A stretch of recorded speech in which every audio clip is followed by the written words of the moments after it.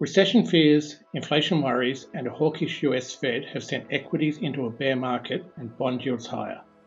We think US core inflation has probably peaked, and our sentiment indicator says that equity markets are extremely oversold.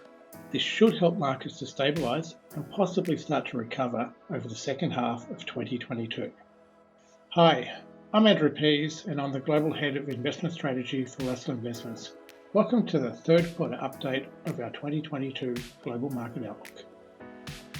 It's been a tough first half of the year with global equities down by around 20% and the global government bond benchmark losing 9%.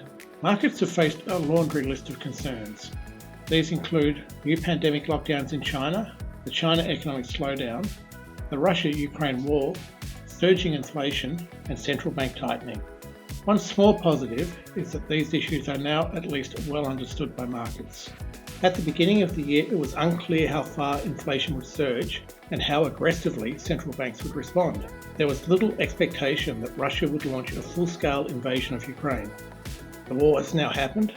Core inflation looks to be peaking in the United States at least, and markets are pricing relatively aggressive tightening paths for most central banks. Our Composite Sentiment Index, which measures investor sentiment for the S&P 500 using a range of technical, positioning, and survey indicators, is deeply oversold. This provides some reassurance that markets have accounted for the bad news so far and could recover if inflation and growth turn out better than currently feared. Of course, it's still possible that investors will panic and reach a sell everything capitulation point. We saw this in March 2020 during the pandemic sell-off. The lesson from previous market corrections, however, is that periods of panic can provide the best opportunities for longer-term investors. The main uncertainty is the outlook for the US economy. The pace and magnitude of tightening by the US Federal Reserve creates the risk of a recession by the second half of 2023. A deep recession could trigger a larger equity bear market, but we think a slowdown or mild recession are the two more likely outcomes. Household and business balance sheets in the United States are in good shape, and these should protect against a more severe downturn. The upside risk for the US economy and markets comes from the possibility that core inflation has peaked. This, combined with some softening in the labour market, could allow the Fed to become less hawkish in the second half of the year. The bottom line is that investors are worried about rising inflation, slowing growth, and the potential for an aggressive Fed to cause a severe recession. We think core inflation can trend lower over the remainder of the year, but the key question is by how much. A sustained move lower would ease fears around excessive Fed tightening and a deep recession. Until this becomes clear, however, markets are likely to remain volatile. Let's turn to our asset class preferences. There has been nowhere for investors to hide this year, with global equities in a bear market and bond yields rising. Our cycle, value, and sentiment investment decision-making process, however, cautions against becoming too pessimistic. Sentiment is extremely oversold and at levels last reached during the pandemic-related market panic of March 2020. Our valuation methodology scores US government bonds as cheap. It's hard to describe US equities as cheap even after the declines this year, but at a forward price-to-earnings multiple of about 16 times, the US market is getting close to fair value. Europe, the United Kingdom, and emerging markets offer better value relative to the United States.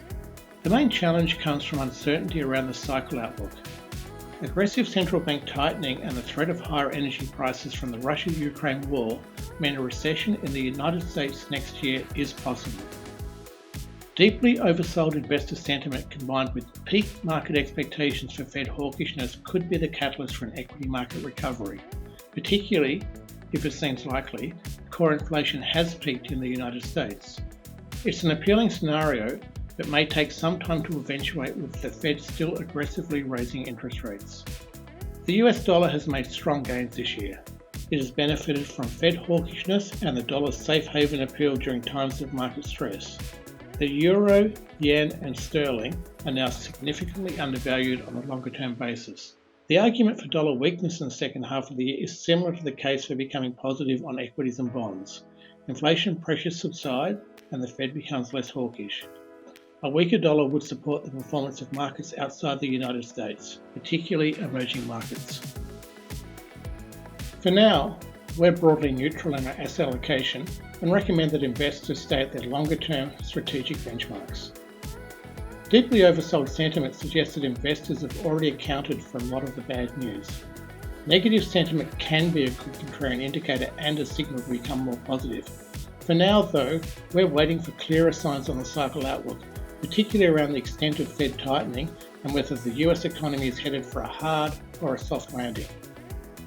Thanks for watching, stay safe, and we'll talk again soon.